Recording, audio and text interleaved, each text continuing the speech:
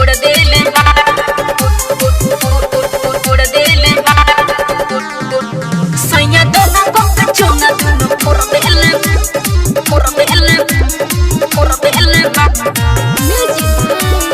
उड़ देले Asian music उड़ देले बलमा बुलेरो सिया कहिले भरे भइले अजोरे अभी रहे थोड़े थोड़े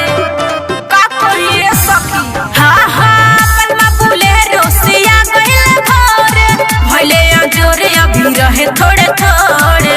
थोड़े थोड़े मोरे धक्के मुना मोरड़ देले बा सैया दोंगा को चोंगा दुनु फोड़ देले बा मोरा खतर रहे परती उड़ देले बा सैया दोंगा को चोंगा दुनु फोड़ देले बा मोरा खतर रहे परती उड़ देले बा उड़ देले बा उड़ देले बा सैया दोंगा को चोंगा दुनु फोड़ देले बा उड़ देले बा एशियन म्यूजिक जहिया ले आइल हो गवना करा के देवे करेंट तनी तनी छुआ के हां हां जहिया ले आइल हो गवना करा के देवे करेंट तनी तनी छुआ के लगल आगी हम बहिनी हो जागी भइनी धुरुंगा मोरल सहू में चाके हमरा खरहुले में साढ़े अपन डोर देले बा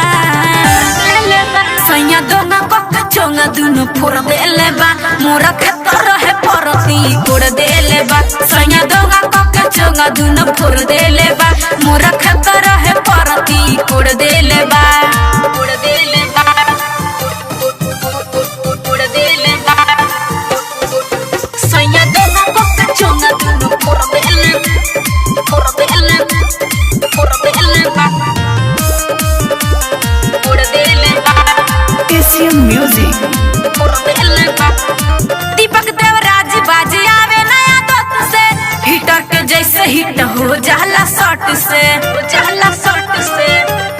हाँ हाँ दीपक देवराज बाज आवे नया दोस्त से हिटर के जैसे हिट हो जाला शॉट से अंजलि के बहुते गजन बाए सखी डाटी तो गाड़ी दे देवेला शॉट से बिना मछरी के गुड़ई हिडोर देले बा सैया दोंगा को चोंगा दुनु फोड़ देले बा मोरा खतर रहे परती उड़ देले बा सैया दोंगा को चोंगा दुनु फोड़ देले बा मोरा खतर रहे परती उड़ देले बा recorded by Aradhya recording studio कैथवली।